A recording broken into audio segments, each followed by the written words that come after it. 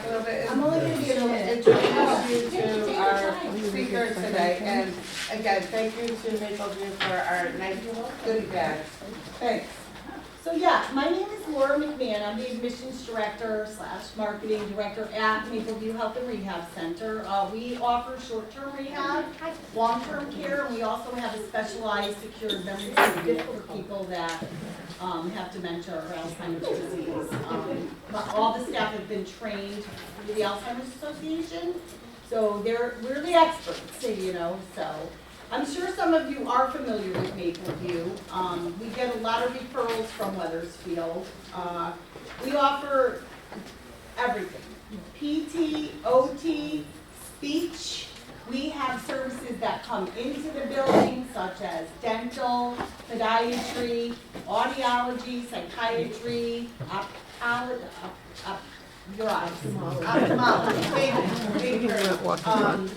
So there's quite a bit that we do. We do a lot of short-term rehab too at Mapleview. So they're constantly, the doors are turning, you know, with people coming in and then doing very well and heading home, you know. So, and we're also there for people who need long-term care.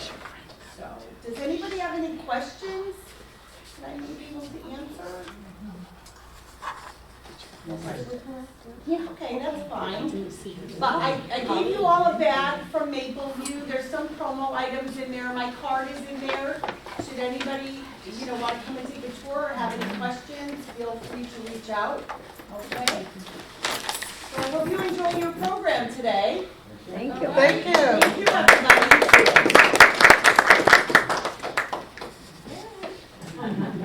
So I'm Nikki Satin, and I'm the owner of Chefs for Seniors in New Haven County. My friend and partner owns Fairfield County. The whole county? That would be wonderful. I wish I could tell her, yes, she does. But no, the Chefs for Seniors is a franchise, and you know, maybe the lights. I'll get it for you. I didn't know how soon you were going to get started. Yeah, well, as I'm talking about Chefs for Seniors, we're actually a franchise that started out 2017 out in Madison, Wisconsin, by this family here. It's actually Barrett. This gentleman up here is Barrett, and he was a chef at one time, kind of working the grind in restaurants, hotels, and all of that. And his wife's mom was aging at home, and she needed some extra support. So Barrett, actually his wife's grandmother, believe it or not. So he went out there and started cooking for her in her home, and he said, you know what? This is such a necessary service for people, right? There's a lot of times when seniors need meals, and their only option for meals is maybe Meals on Wheels. And unfortunately, not every town and community offers Meals on Wheels. Sometimes there's a wait list there. Don't necessarily know what's going to be dropped off at your door, depending on where your location is.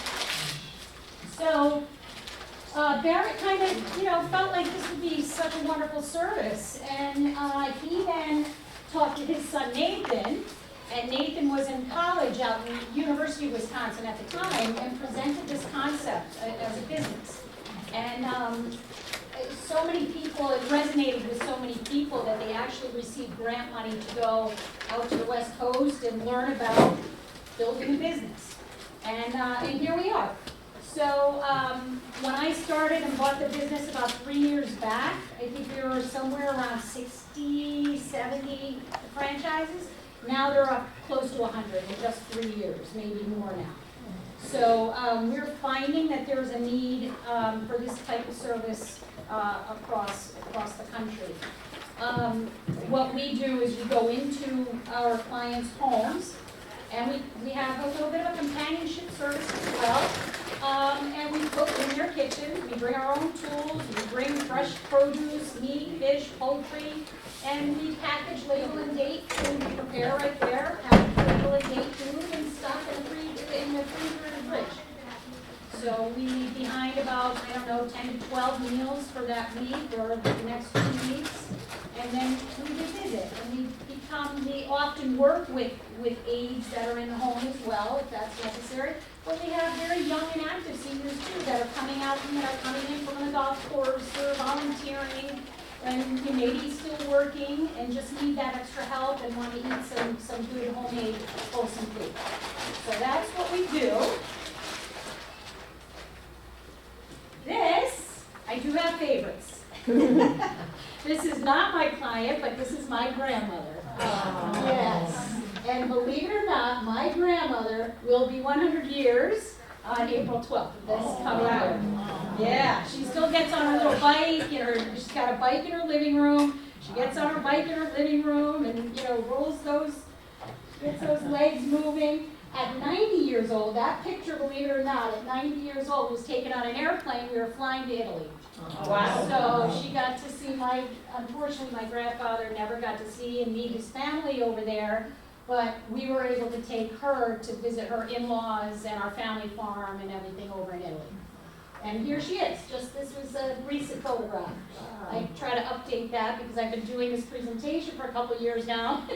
But here she is, looking as beautiful as ever. So, and the reason why I put her right out here in the front of my presentation is because, she gave me so much of my desire to cook. So she was never an avid cook at home or anything like that. She just, but they were my favorite meals, and she was always a blueberry picker. She went out every summer and picked her blueberries and would bake blueberry pies, and, there was just always something there that I would smell in my grandmother's home, or, that it became part of our family core. And for me, food is, such an emotional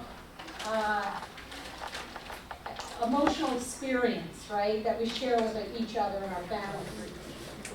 So I kind of lead into this holiday cheer thing, which is where I was going with what I was just speaking here about emotion.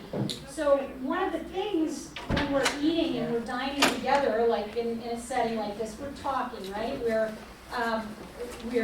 smelling the food.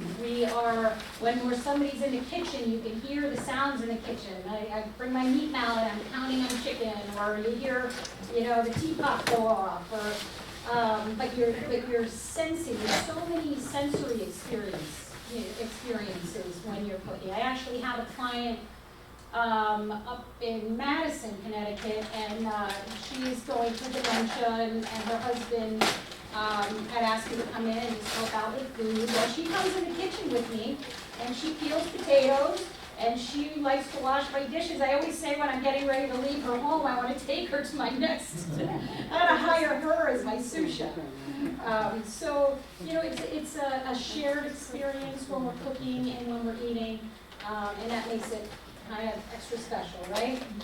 And it's good because, when we're using all five senses, that's only healthy for our brains, right? It's only healthy for us as we age. And ironically, sensory stimulation is often used as a therapy for cognitive decline. So here we are in a natural setting of, eating or cooking and enjoying food one another. So it's a natural way to stimulate our brains, as I said. So getting close to the holidays, so I'd like to talk a little bit about some of the drawbacks of holiday cheer, right? So those are all the good things, shared experiences and fun at the holidays. But of course, there's some downsides for people. It's not always a pleasurable experience. Some families might not enjoy spending that much time together. But one of the drawbacks, they say that cardiac death, believe it or not, is about 5% higher at the holidays compared to the rest of the year. So that gives us a little bit of food for thought, no pun intended. But things like stress from travel and family gatherings. If you're hosting, or you just have to think about, how am I going to get to my, family member's home this Thanksgiving, or who's coming to my home to visit this Thanksgiving. It's a lot to think about. It's a lot to organize often. So it can be exhausting and stressful. Our daily routines sometimes will shift because we might have family coming in and out, or the week, that Thanksgiving week, you might have different things going on than are typical, so we kind of get out of our regular routine. So that might give us a little bit of less sleep, a little less exercise. Obviously overindulging in all fun things, whether that's food or alcohol or whatever that is, you know, we're kind of, maybe we go from one event to the next, where we're not in our healthy, consistent lifestyle mode. Sometimes because things get so busy, we delay our healthcare needs, right? Or we delay taking good care of ourselves because we're busy running from one event to the next, or somebody's coming to us to visit. And we have to remember to, you know, simple things like taking your medications and staying on schedule. So I offer some suggestions and solutions, which would be, as always, we should think about minimizing processed foods that contain little to no nutrients, right? You know, that's one of the things about our service that I really love, is that we're a wholesome service. So, you know, we're shopping for fresh meat, fish, poultry, not frozen items for the most part. You know, there's some that are fine and healthy, but a lot of times we'll find that when we're shopping, if we're picking up those convenient foods, you don't really know how high that sodium is unless you're looking at the can, or, you know, what the fat content is unless you're reading that nutrition label, right? So we're trying to kind of, cutting back on processed foods is always no matter what time of year, is a wise choice. Increasing your intake of whole foods with fiber, like fruits and vegetables, adding high quality protein and carbohydrates, hydrating properly with water, teas, fruits, and veggies. My grandmother is a big tea drinker. She loves her tea in the afternoon.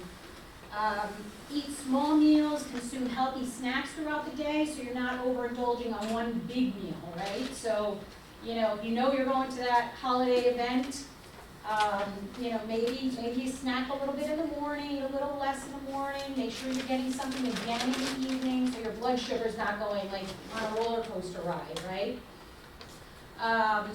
And then, you know, make sure you're using whatever resources are available to you. If you don't drive on your own, or you know, there are obviously, and I'm sure the senior center here offers many of those options to you, or can help you find people that can help, whether that's, you know, delivering groceries or getting out to the grocery store, or moving a ride, something like that. So this brings me to my prize bag. Okay, I offer a little goodie bag of prizes, because I now am going to teach you with a little trivia. So, first one's probably the toughest one. So I'll give you some choices, and then somebody can raise their hand. What is a molecular compound called that protects against diabetes, heart disease, and cancer? And somebody has to raise their hand. You're gonna pick, right, Amy? Yeah, I'll stay here. She said I'm the judge. Yeah. Who's the quickest? I did see Lorraine first. Way here in the back. B, antioxidants. Yes. You get to pick. I'll give you the prize bag. You can pick whatever you'd like. Boy, can I pick the bag? They are all. If the bag is available, it's not adorable. Okay, Lorraine, close your eyes. Okay. They're all somehow She's food, gonna- there's somehow food related in there. There's a theme. So. No, I told her to close her eyes. That's the correct answer. Ooh, that's So- a nice one. What'd you pick? Oh, doesn't that smell Beautiful. so good? Oh, So, that's I know, I gotta close her eyes. That's a good one. Yeah, yeah. It's lemon. It's so 3 bars of soap. It smells so lemony. It's beautiful. Thank you. Thank you. So antioxidants, yes, are molecules that fight free radicals in your body. Free radicals, when they get out of control in your body, are bad.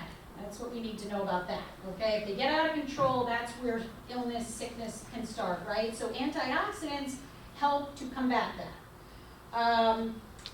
So when I think of antioxidants, right, I look at the beautiful colors up here, right? All those nice, vibrant, beautiful colors is usually an indication in food that there's going to be antioxidants in that food. So when you're eating any kind of fresh veggies, the whole, beautiful rainbow of colors and fresh vegetables and fruits, that's where you're gonna get a lot of your antioxidants from. I wanted to mention earlier too, when we were talking about processed foods again, and just to go back a little bit, I think a lot about back in the 80s when I was when I was growing up, teenager and all that. And you think about all these fad diets that you go through in your life, right? I think back then it was everything was fat-free, right? Fat-free, fat-free, fat-free. They just remove all the fat from everything. But what did they do instead? They went and replaced all that fat with sodium, or they replaced the fat, right, with sugar, because there's still fat helps food have flavor, right? So if they take the fat away, where are they going to get the flavor from? So they just load it up with something else you're getting too much of. So I just want to mention that because we go through all these every decade. It seems like there's another, no more carbs and everything's fat-free and now, sugar-free. But typically, when you're looking at a processed food to select, if it tells you free of something, trust me, there's more of something else in it. So balanced food, that's also the beauty of when you're eating freshly, whether that's your meat, poultry, fish, or your produce, that you're getting a balance of wholesomeness in your diet. So that's important to remember. Benefits of antioxidants. They slow the aging process, so that's always nice. Anti-inflammatory properties, which help with decreasing heart disease or fighting against heart disease, reducing the risk and occurrence and reoccurrence of cancers, and reduces the risk and severity of neurological diseases such as Alzheimer's, dementia, and Parkinson's. So all good stuff there. Can't go wrong. And once again, when I bring your attention to the colors, right, that says antioxidants to me. All right, next question. Where's Amy? Where did she go? I'm gonna- Did she? Okay. I'm gonna do this for her. She had to go. I can't be the bad guy. I know. You gotta pick I'll be somebody, the bad so I have guy. to watch for the hand. I've been in trouble before. What is the best source of omega-3, a fatty acid, which is shown to prevent heart disease and stroke, and may also help to control rheumatoid arthritis and play a role in protecting against cancer? So here, I'm going to give you choices. You want choices, or you want to? Here we go. All right, where are you picking? C. No. Well, keep me fish. Yeah, would you have selected C? No. Yeah. See, There you go, wild caught cold water fish. So you get the goodie bag. There's that goodie bag. There, no, it's right here. Okay. I So said C also. yeah, he raised his hand right out of the gate before I put the color. But we're gonna watch. Don't worry, and don't worry. I have extra prizes. What you Like I get? said, I keep extra prizes just in case. honey, oh, cool. Yeah, that's a good one. My mom, believe it or not, my mom is a beekeeper. Sometimes I don't have her extra honey, sometimes I put that in my bag. But I need to load up again because I give it away a lot. But yes, my mom is a beekeeper down in New Jersey. So my grandmother actually gets the benefit of, my grandmother has bee hives in her backyard that my mom keeps. So yeah, tea, and she loves, as I said, she loves her tea with honey. We'll talk about honey at the end as well. So yeah, so fish such as salmon, tuna, mackerel, and sardines are all high in omega-3, essential fatty acid, and low DHA levels have been linked to memory loss and symptoms of dementia. So once again, all good stuff. And I feel like it's good for your skin. Okay, here we go again. Oh, another question? Are you ready? Yep. We got some around here in the front that might be ready to go. Considerable evidence suggests that eating 1 ounce per day of blank can reduce the risk of heart disease. You're gonna get choices. You have to raise your hand, no shouting out.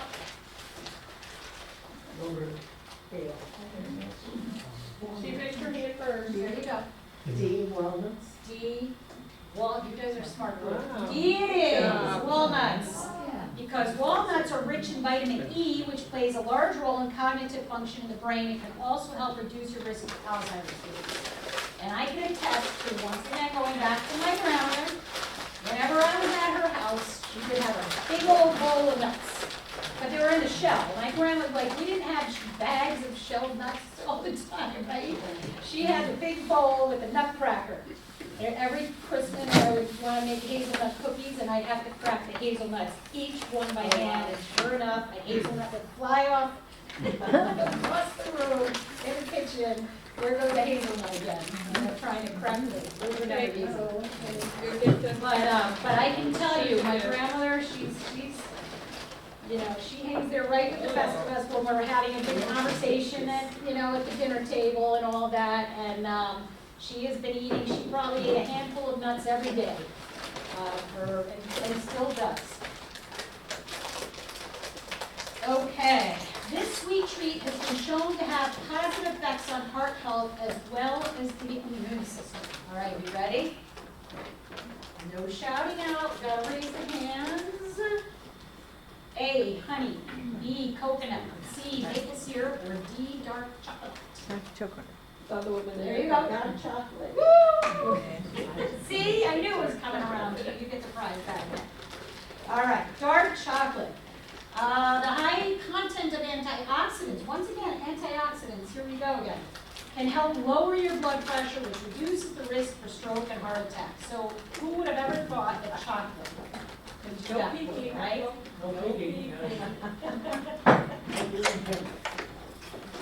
China. Whoa, and there, see, go figure, Marcy, you would you got like to hot help chocolate volunteer to cocoa. bring the background? I know, but I know she's doing the video, that's what I'm saying. good. You're okay? Yep. Okay. So the only downside is that my favorite chocolate is Oh. milk chocolate. I guess there's only one. Milk chocolate's not on the list. For question. So when consuming dark chocolate, try to choose a brand that is at least 70% cocoa for maximum benefit. You can see now they make a lot of chocolate bars now where you can actually see the content of cocoa in the chocolate. So you're always looking for that, a higher percentage of that, so you're not getting all the fillers and everything else. Unfortunately, what's everybody's favorite, Hershey Crunch bars and stuff doesn't add up. So you gotta look for a good quality dark chocolate. All right, here we go again. Recent studies have shown that eating 2 to 3 servings of blank per week may lower the risk of stomach, breast, and skin cancer, and even heart disease.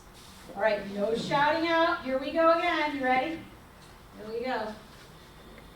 A, dark leafy greens. B, eggs. C, brown rice. And D, a Dove bar. This woman had her hand up first. Dark leafy greens. Ding, ding, ding, ding, Oh, ding, good ding. job. Dark leafy greens. There you go. Let's see what she gets in that bag.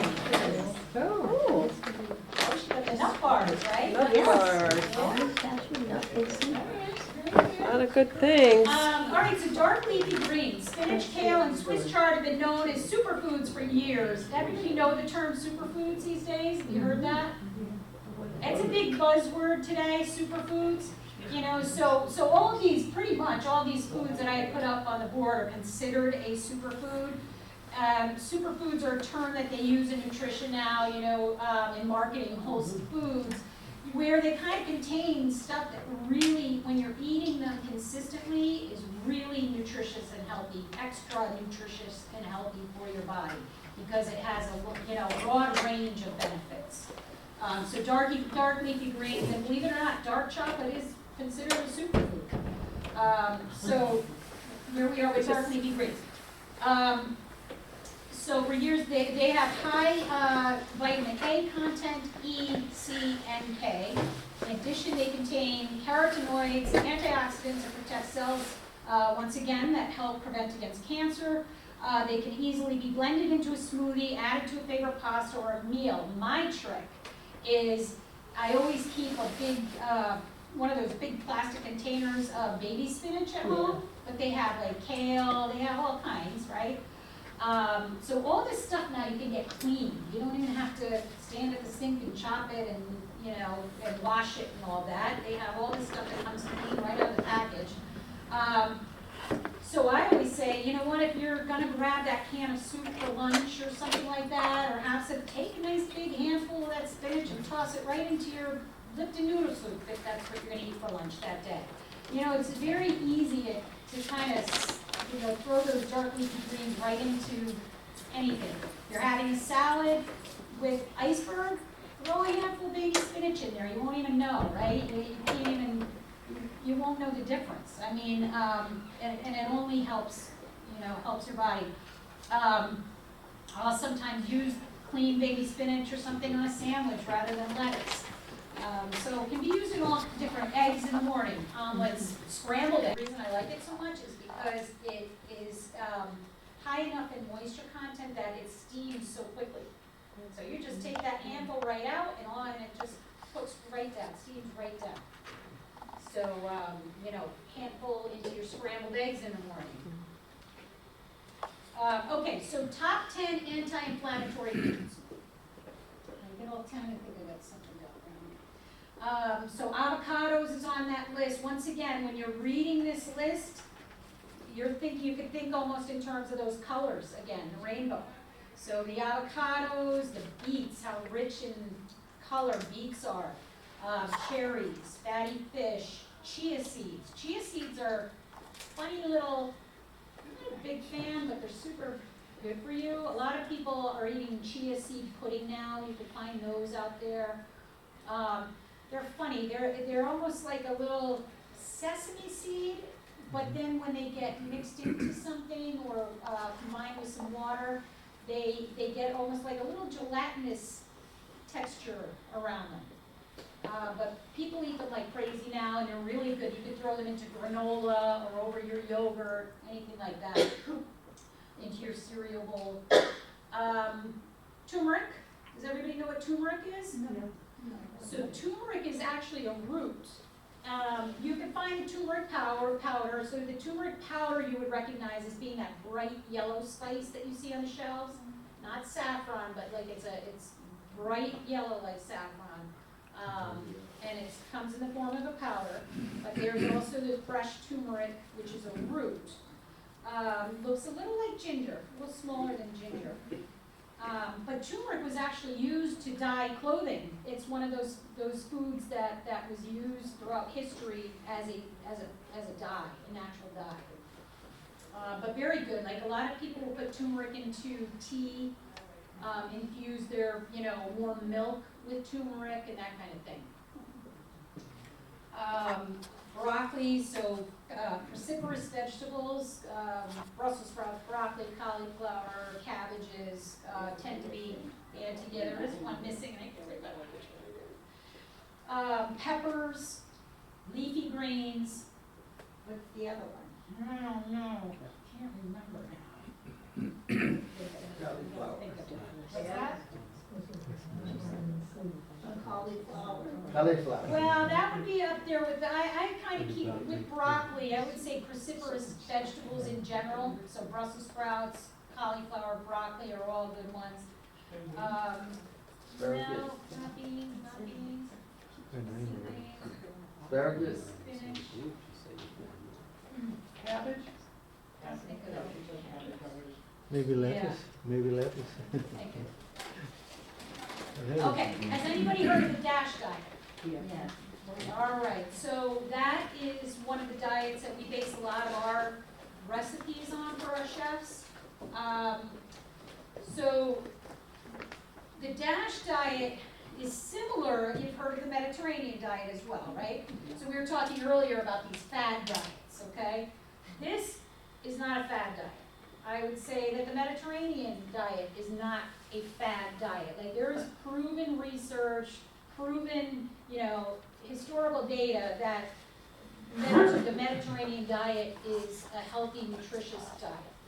The DASH diet was actually, and as I wrote here, it's consistently rated the #1 diet by U.S. News and World Report for the last 6 years. So DASH diet plan is developed to help people lower medication. So basically, it's a low sodium.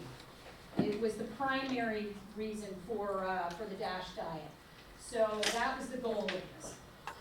But since then, they've been studying, they now have enough evidence and research to have studied the outcome of people that have used the DASH diet or lived, the DASH diet.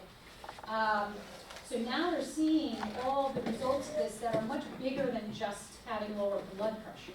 They're seeing that it's now helping to reduce diabetes, stroke, cancers, kidney stones, a safe and effective way for people to lose weight.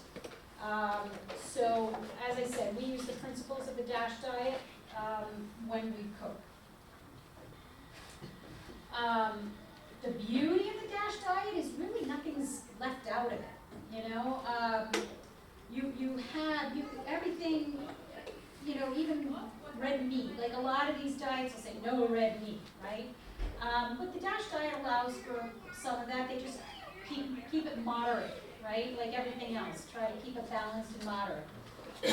So it includes a lot of whole grains, vegetables, fruits, low-fat dairy products for the most part, lots of protein, fish we talked about, lean meats, legumes, or generally like beans. So black beans are great. Another one that's filled with antioxidants, black beans. Peas, lentils, all so good for you. Nuts and seeds. So, and like I said, one of the benefits is you can indulge, in desserts or red meat on occasion. It's just keeping it to a minimum. Yep. What is pork considered, red or white or? Yeah, that's a funny question because it's always controversial, right? If you ask, a lot of nutritionists will say count that as red meat, but I kind of feel like pork tenderloin is a very nutritious cut of pork. It's very lean. It's always tender. Yeah. Right? And so, but the marketing remember it came out one time, there was a whole marketing campaign on the other white meat. Right. Yeah, I don't know that that's entirely true. It's not as lean. Pork is inherently higher in fat because they feed them for their bacon and right? But I would say the pork tenderloin is a nutritious, healthful, wholesome piece of the meat, pork for sure. How about lamb? What's that? Lamb. Yeah, lamb. So lamb is is actually a big portion in Mediterranean diet often, right? I think the benefit with lamb is you don't have a lot of, when you talk beef, especially in this country, is overproduced, overprocessed, right? There's beef everywhere, and there's all different grades of beef and all that. I think lamb tends, so you don't have that the hormones and that kind of thing as frequently in lamb. But I cook with lamb often. I don't know how that compares to if you're eating too much of it, like anything else. Probably not healthy, so in moderation. But listen, Mediterranean countries, Mediterranean diet, lamb is definitely, one of the staple meats for sure. All right, so I have made for you what I call little power balls that I'm going to pass for everybody can have a little power ball. They're great with, so I take a breakfast bar recipe and I cook them up. And then throughout the day, if I have a cup of coffee or a cup of tea or something throughout the day, I eat one of those, and it's it's satiating, and it's loaded with all kinds of great stuff in there. So I make them with, let's see, oats, quinoa, which we'll talk about in a minute, almonds, and I toast those in the oven for a little bit, and then I bind them together with peanut butter, some of my mom's honey, typically, and some vanilla and some cinnamon. Cinnamon is anti-inflammatory too, but that wasn't the one on the list I forgot. So yes, so I'm gonna pass those out in a minute. But oats, great source of carbohydrates and fiber. Higher in protein than most other grains. Rich in antioxidants again, all good. High in soluble fiber resulting in reduced cholesterol, blood sugar, and insulin response. So very good for anybody that is diabetic, right? Increased fullness and good bacteria for gut health in oats. So lots of great things going on in oats. So if you want to start your day, I have in the past done overnight oats for some folks, where it's the easiest. You have little like mason jars at home or a little jar at home, and you put, fill it halfway or so with oats, and then you pour one of your favorite, whatever kind of milk you like. It could be almond milk, it could be regular milk, whatever you like. Pour that over top. You could put some cinnamon in there, raisins in there, blueberry season, put your blueberries, a little lemon in there, anything you want. Let's see, we're coming into the holidays, so cranberries, dried cranberries would be lovely in there. Some nice pecans would be great, right? Those chia seeds that we talked about, a nice sprinkle of those in there sometimes I'll put. You mix that up, you put the lid on, you put it in the refrigerator overnight, pull it out in the morning, and there's your breakfast. All done, and everything's mixed in. You could do 6 at a time, so you have them for the week. Put them in your fridge, nice little snack. So they're really, I don't have a lot of recipes for those, but I have a few up here that you can pick up if you like. So overnight oats are one of my favorites, and you can almost use them as a dessert as well. So once again, on my power balls, you'll have dried cranberries. So loaded with the micronutrients, fiber, and once again, that bright red, the antioxidants in there. Almonds, going back to nuts. You always see nuts and seeds, nuts and seeds, nuts and seeds. So good for your brain health. So rich in healthy fats, fiber, protein, magnesium, vitamin E, can help to lower blood sugar, reduce blood pressure, and cholesterol levels. So I always keep nuts in my car, so I drive a lot. So I always keep them in my little center console, and if I need a little snack or need to eat a little something, pop a handful of nuts in my mouth. The only thing with nuts, obviously they're caloric. So, people think, oh, I'm going to eat nuts, I'm going to eat a lot of nuts. You don't want to eat the whole can.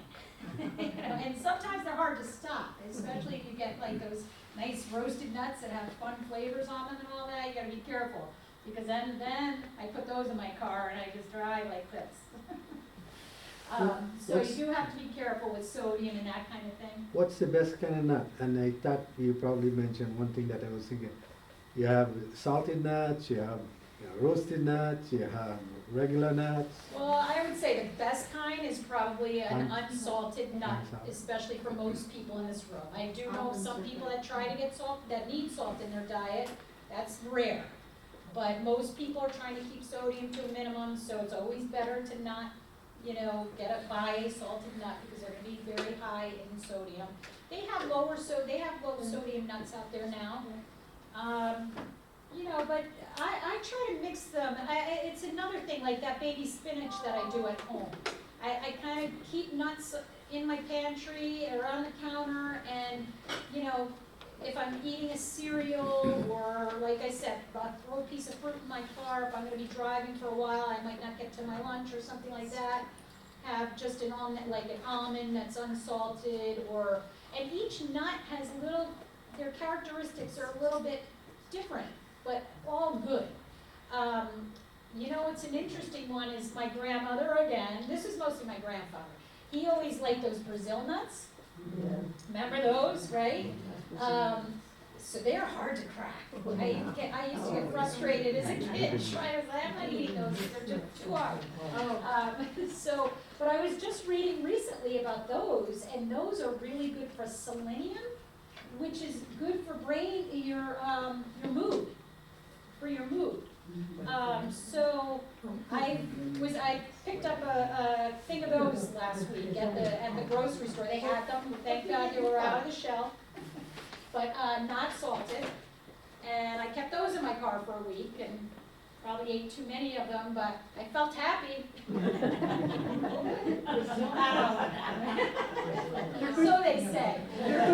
good for prostate also. Prostate health. Oh, that's good to know. Right. That's great to know. So good for prostate health. Health. Yeah.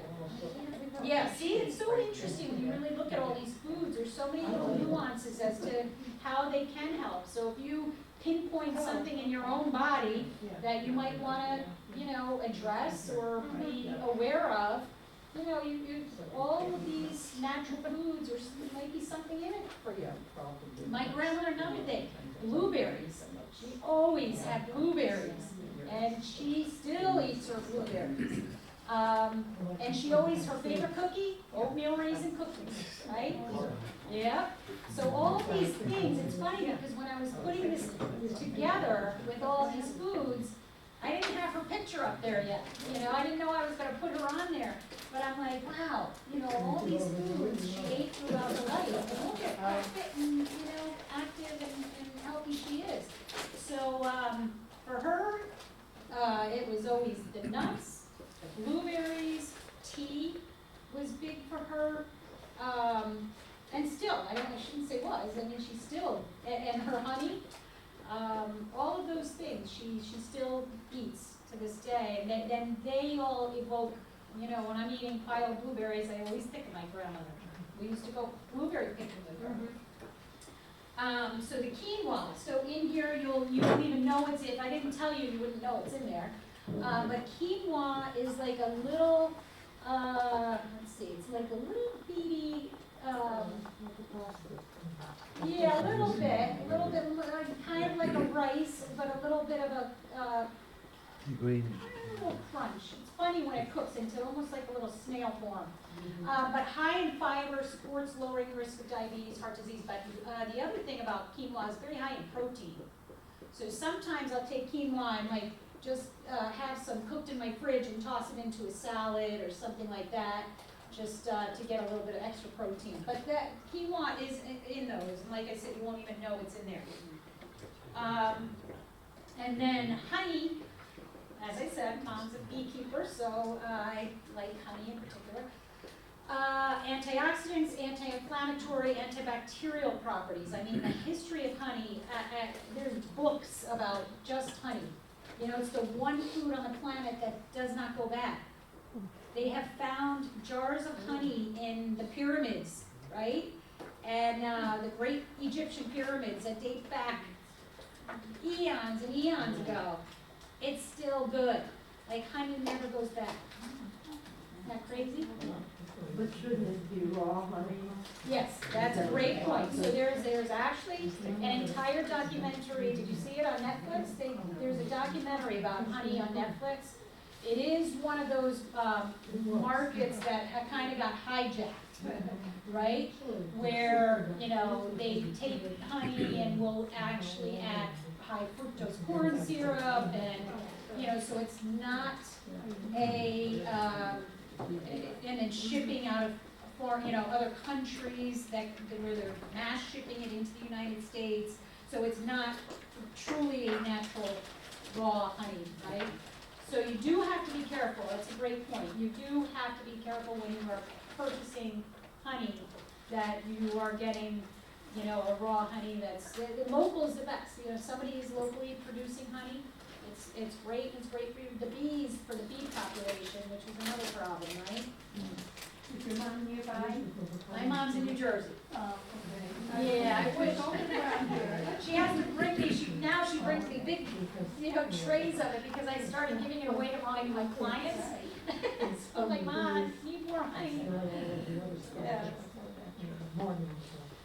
Okay, and lastly, my favorite secret ingredient. I cook with it all the time. Some of my clients don't appreciate it much because it is on the more expensive side than just having canola oil or whatever, light olive oil. But extra virgin olive oil is it's like another medicine, right?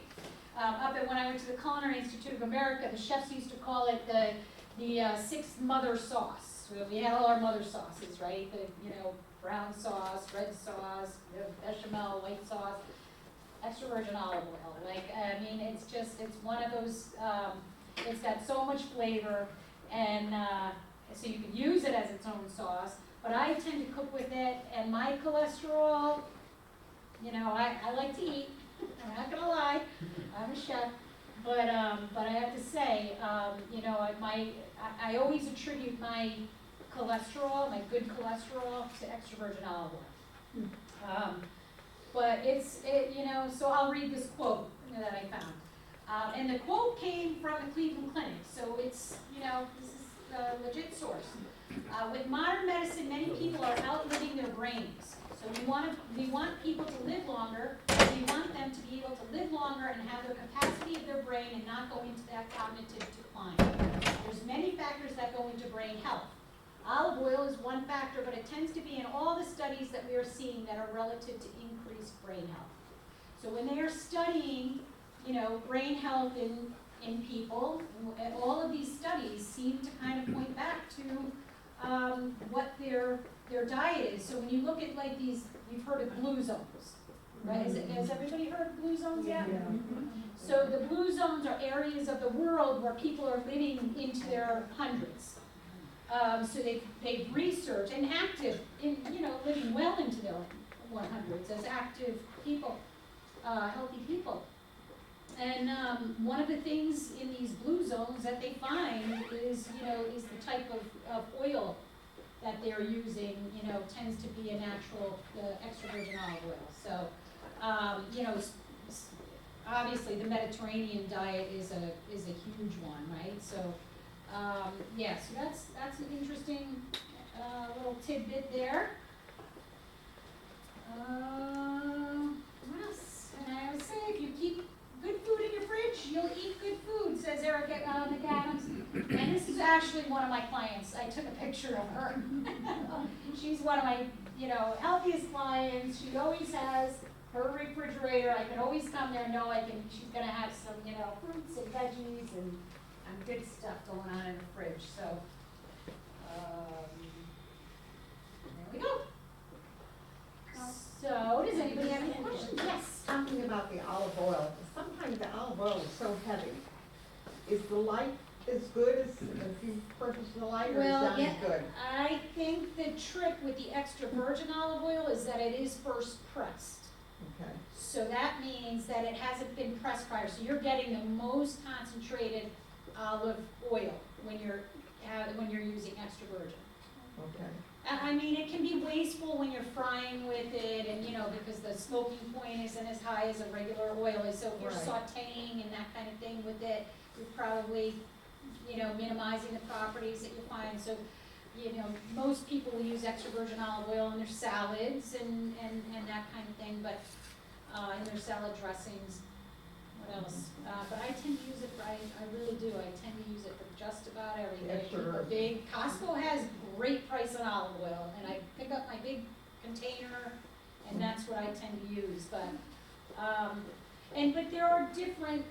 There are nuances. It's like wine, right? There are nuances to different types of olive oils. You know, where it comes from in the world, Spain or Italy, wherever. You might find flavor differences. Some are much more expensive than others because they come in smaller batches. You know, some are mass produced and a little less expensive, but maybe the quality isn't as good. So, but I tend to go to Costco and pick up a big gallon of it and use it up. What do you think about butternut squash? Where does it all fall into your house? Yeah, no, I think butternut squash is fabulous. Once again, squashes, that bright orange color tells me there's antioxidants in it. And especially here, it's local, right? I mean, that's one of those ingredients that's maybe sweet potatoes. Did I have sweet potatoes on that list at the bottom? That's Sweet great. potatoes. Sweet potato. That's a really good one, yeah. Good anti-inflammatory. Do you ever heard of a Mediterranean site that really called by the name of a seasoning that calls nutmegs? Have I heard of nutmeg? Yes. Yes, I love it. That's my favorite spice. Okay. I think you can add a sprinkle in your milk and things like Yeah, that. I don't know exactly what the properties are. I'm not sure about, I know with a lot of spices, they also have different products, like we talked about turmeric earlier as an anti-inflammatory, right? Cinnamon, same thing. So some are digestive, like ginger, right? Help with your digestion. I don't know a lot about nutmeg and I how think that, it falls well, but it's a within the great flavor. digestive thing and settling your stomach and things Yeah, like that. also digestive, yeah. And it's eggnog season is coming, so. Oh, yeah, and baking, absolutely. Ooh, that sounds good. No raisins. Yeah. I love it. Such a great flavor. Yeah. Where did you buy your selenium nuts? Shell? Oh, a big Y, I just don't, I'm in a big Y every day, a lot of them. So, I don't know which one, because my home one and the one I go to in Stratford did not have them, but I found them in a different one, and I don't know which one it was. You know how they have the wall, sometimes the prepackaged, like, they used to have, prior to COVID, where you could fill your bag Yeah. with the Yeah. bulk product? Yeah. In that area is where I found them. And Already Trader Joe's too. packaged. Oh, really? Yeah, What? Thank you. What's that? Trader Joe's has them. She asked where I got the Brazil nuts that were shelled already. So, They're on the bottom. any other, yeah. No, thank you. Did you have any protein in your overnight? In Glastonbury, right? Peanut butter. right? Oh, in Trader the Joe's? overnight oats, I'm sorry. I'm The sorry, I overnight can't hear. oats, Oh, in I put, Glastonbury. Oh, yeah, some of the Glastonbury. chia seeds in there, I will milk, see that. it depends on the milk that You you're know what using. I do overnight oats all the time. Yeah. But in the morning, I always add a nut butter and whisk it in. Oh, and nut butter, right. I have made them with a little peanut butter. I like, you could do a peanut butter and jelly, really, with Cashew berries. almond. Yep, that's a great idea. So nuts, and I typically put nuts in no matter what flavor I make. So there's some protein there as well. They're so versatile. So did anybody ever have muesli growing up? Like, you know that muesli? So is it Sweden? No, Swiss, right? Swiss. So I worked for a gentleman who was Swiss years ago, and he introduced me to a true muesli, Swiss muesli. And I never realized that it is a, that it was a cold, because you could buy muesli in a box, like a cereal it's called, but the way that he introduced me to it was very much like an overnight oat. It was like a porridge that was in the refrigerator, and it had all these same, the dried, I think it had nuts in it, and maybe some dried fruit or something, right? Same, so I think somebody came up with this great term, overnight oats, but they stole it from the Swiss. Any other questions? Yes, sir. Olive oil. What are some other suggestions besides salads? What would be? Oh, to use the olive oil in? Yeah. Like I said, I cook with it, everything I do, so whenever I saute, baking I generally don't, but people do, like there's an olive oil cake out there, you could get a recipe for an olive oil cake. That became very popular a while back. I don't make that typically, but you can.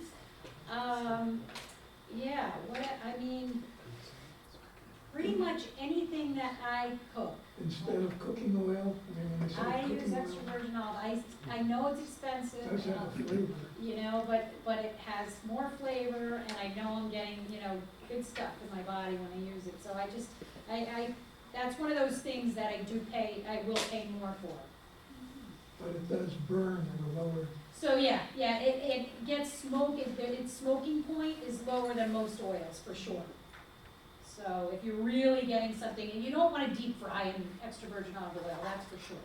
But if I'm just sauteing at home, sauteing some chicken or something like that, I'll put extra virgin olive oil in the pan. Yeah. Tossing, like if you do any baking your vegetables. So I do a lot of roasted vegetables for my clients. So roasted potatoes, roasted sweet potatoes, roasted, broccoli, roasted collard, you name it, I roast them. Yeah, roasted little baby potatoes, yeah. Sweet potatoes, everybody, that's another one, I probably should put more about sweet potatoes at some point up there, but sweet potatoes are another one of those superfoods that is so good for you. I mean, they're loaded with just so many great, nutrients for your body. But, yes. Sweet potatoes, the first word is sweet, so Right. you stay away from sugar. It doesn't mean- It does seem Yeah. like it's counterintuitive, Right. but it's not. It's actually, the sweet potatoes actually, I think, are more conducive to helping your blood sugar balance rather than the starch in a white potato. A lot of times it says starch, and I am not a nutritionist dietitian, so I've worked with them often. I do my, research and specialize in senior diets, but I'm not a nutritionist. But as far as the white starchiness and stuff, the carbs, your body tends to store, right? So you store, they turn into sugar, and so my hunch is that with sweet potatoes, there's a different breakdown process going on there because it's not the same starch. Does that make sense? I always think it's counterintuitive, but the dietitian and nutritionist will tell you that it's definitely better for balancing your blood sugar than a white potato. But white potatoes have plenty to offer too. There's a lot of, Ireland was saved on the white potato, right? It can't be all bad. Yeah. All right, any other questions? For arthritis, is it? Oh, yes. And inflammation is, I have a thyroid disorder myself, so that's another, inflammatory, it can be helpful in lots of ways, and keeping blood pressure down, that's inflammation, sometimes it can lead to blood pressure issues, so that's important as well. Some medications can cause inflammation, so it kind of can help to balance, to balance that a little bit from a medication that might naturally be causing some inflammation, so. Any other questions? How does your service work? Do you come in and the client supplies the food, or do you supply, Nope. is it a drop off, or? Usually if a client calls and requests the service, what I do is I go meet with them one-on-one in their home and do a consultation. Get an idea of what that client's dietary concerns are, what their needs are, what they need the service for. And then, we sign them up for the service, whether they want it weekly, every other week, once a month. That's all based on their own budget and personal needs. And then we establish what their menu is. You can Google chefsforseniors.com, which is the general site, right? And on that, there's a menu drop down. You can see all the different types of food that we prepare. And there's a little X next to those beautiful pictures of the food. You can hit on that, and then it'll tell you some of the nutritional information about the food, whether it's diabetic friendly or low in sodium, etc., vegetarian. And then it'll tell you a little brief thing about what the ingredients are that are in there. And then what we do is on the day their first service starts, we go out to the grocery store, we pick up mostly the fresh meat, fish, poultry, produce. We use any product that's already in their cabinets that we might need for that day, so we're not rebuilding. Their grocery list isn't like this. They already have product there. We'll use that. We bring in our own tools, bring in the packaging, and then our chef will stay there and cook for about 2.5, 3 hours or so, and package, label, and date everything, cleans everything up, and then we get ready for next service. That's typically how it works. Can you request like organic food or pasture raised? Yep, I have a client actually be cooking for her on next Wednesday. She is organic across the board. She's in Brantford. So we shop specifically, like for her, we do a Whole Foods or, find a spot for her depends on where the chef is coming from typically, but one of my chefs will stop at Whole Foods and pick up most of her stuff for her. But other clients still use their flyer from ShopRite and ask us to, you know, use what's on sale at ShopRite. So we'll do that too. It really depends on what, that's all custom for the client. So what's the hourly charge?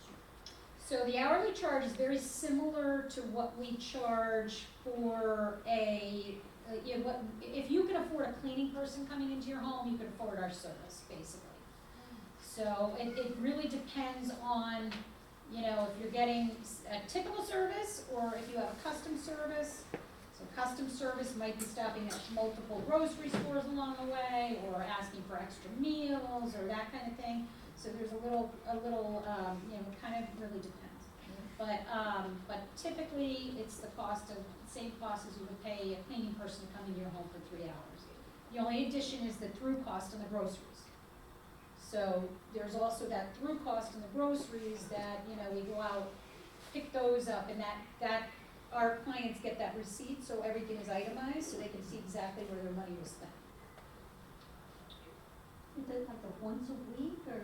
Whatever the client, when we do that consultation, it's whatever the client, you know, needs or wants. So we have clients that we cook for weekly. We have clients that will do, you know, breakfast, lunch, or dinner for if they need. You know, a lot of, but then we have clients we cook every 2 weeks. I have a gentleman I cooked for yesterday. We all run together now. Gentleman in Cheshire that I cook for every 3 weeks. So, so it really depends. Depends on if it's a couple that's using the service more often, or if it's a single person that, you know, needs it a little less often. And we determine, like, you know, the menu together so that there's, if it's gonna be every 2 week service, then, you know, we make sure we have freezer-friendly items on board as well. So maybe the day that we come, you get a nice fresh piece of salmon cooked or something like that, but then we have some soups and stews that go into the freezer for you to buy. And, you know, it really depends on some clients, they're still out to dinner often or have family dropping in and, you know, have a lot going on that supplements their, so we supplement, I should say, their current plan. Is there a service like yours that's not for seniors? Well, there's always private and personal chef services. So you can look up. They're gonna be much more expensive than ours, I'll tell you that. But, you know, private chef service is unique in that it's usually that you are just that family chef, okay? So that's the only family that you have. Personal chefs, which is who we hire, are personal chefs. So they might have multiple clients in a day, you know, certainly multiple clients in a week. What's your age for the seniors? There's no, you know what, I I mean, had, when you believe it or start. not, you know, my youngest client, with Chefs for Seniors, my youngest client that I cooked for was an 8-year-old girl. She was born without her esophagus attached, so she had a hole in her esophagus. And so she was going through a protocol of puree diet. So her parents said, you know what, the one thing that we promised ourselves when she came home from the hospital, she was down in Baltimore for a while, when they came home from the hospital, is that we're gonna feed her, we won't feed her anything that we would eat, right? We're having pizza, we're not just gonna stick the pizza in the blender, right? If we're not gonna eat it pureed, then we're not gonna serve it to her. So that's where I came in. And interestingly enough, I love cooking for her because, well, there are 2 reasons. But I think because she didn't have the benefit of texture for so long in her, you know, we all have texture when we eat. She didn't have that, right? So I feel like another part of her brain kind of took over for that because she loved complicated. She was only, you know, 7, 8 years old, but loved foods with layers of flavor. So I made her African peanut soup. I made her, you know, all kinds of Latino type foods with chilies and cilantro and, you know, all kinds of layers of flavor. And it was fun cooking for her because she she was coming through the process. So now, she's off and running, right? So it was just getting her through that phase to get her to be able to eat, regularly textured foods. So that was my youngest.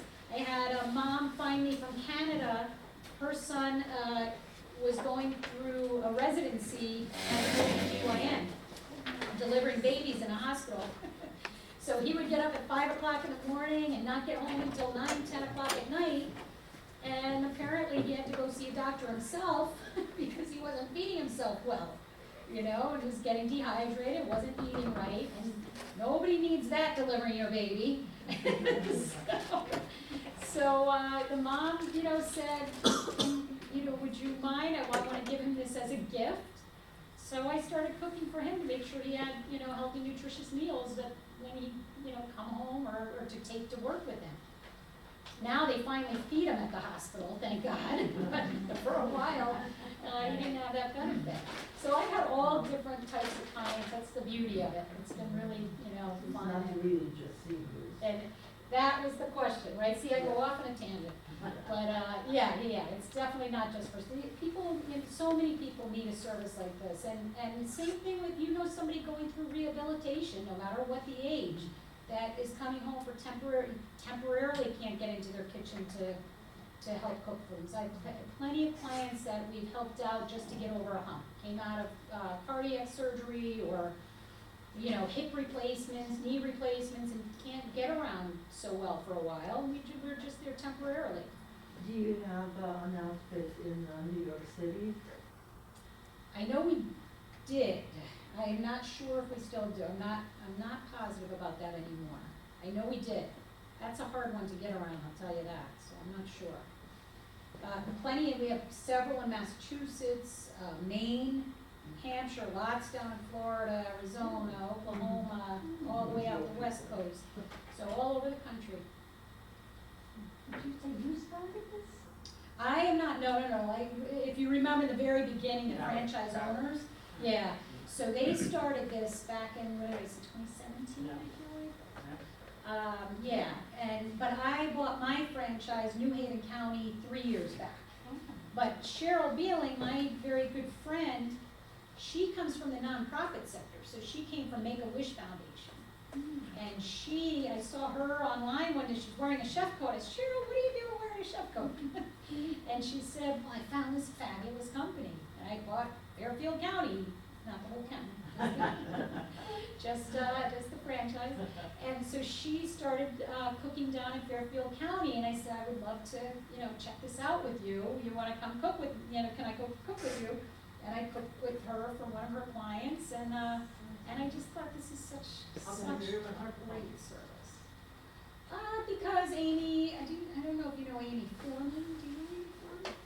Amy and I kind of network together. We do a lot of networking with senior support, businesses, because it helps us. First of all, it's been fabulous for me because I've learned so much about the senior community and what the needs are and all of that. So it's been really, really helpful. But so Amy's a friend, and she was the one that linked us in. But that doesn't mean we can't cook up here. Right. Just because there's not a franchise owner. Well, I know Cheryl has some clients up in Hartford. Right. So, and if we find, that there is a pocket of, people that want the service in a certain county, then we can always hire a chef we can do that. If there's nobody currently owning it. So what qualifications does the chef have to have? Does he have to have a degree or just to cook loves for to us? Cook? Yeah. We have all kind. Most of mine have professional background in culinary. Mm-hmm. We do have like Cheryl. She just loves to cook. Like she's been a home cook her whole life, but has experience, as I said, help on the volunteer side and helping people and that kind of thing. So there's a little bit of a balance there between having a home chef. We like to kind of match our chefs too to clients. Certain clients might have different needs or different expectations when it comes to their food and their meals. Some very simple, home cooked, basic. Something like vegetarian. Some vegetarian, some organic, some all to our clients as best we can.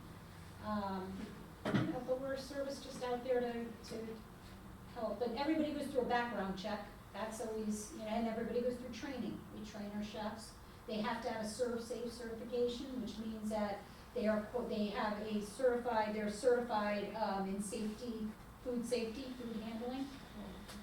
So that's a qualification as well. Background, very important. Yes, And absolutely. let some of us. Absolutely, so the background check is always done. Yep, and we interview, and they go through the whole process, so we don't feel comfortable with them. And that works on the other side too. I always meet with my clients to make sure that my chefs are gonna feel safe in their home and in their environment that they're working in, and vice versa. So it is a partnership, Yeah.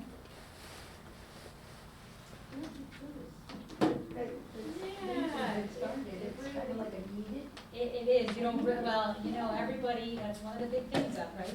Like senior nutrition, it's an issue. And it's a bigger issue in some communities than others. But this is definitely one of those, we're not, it's definitely, something that's valuable and necessary for many people. And like I said, we partner sometimes with aides. I get a lot of phone calls from kids that are like, my parents love their aide, she's wonderful, but she can't cook. So then, we do the food, we put the food in the fridge and freeze it, package it all up, and they're able to just microwave it, warm it up, and then serve it on a nice dinner plate, and help them through that. So, we have a lot of partnerships like that as well. Yeah. Any other questions? Thank you very much. Thank you.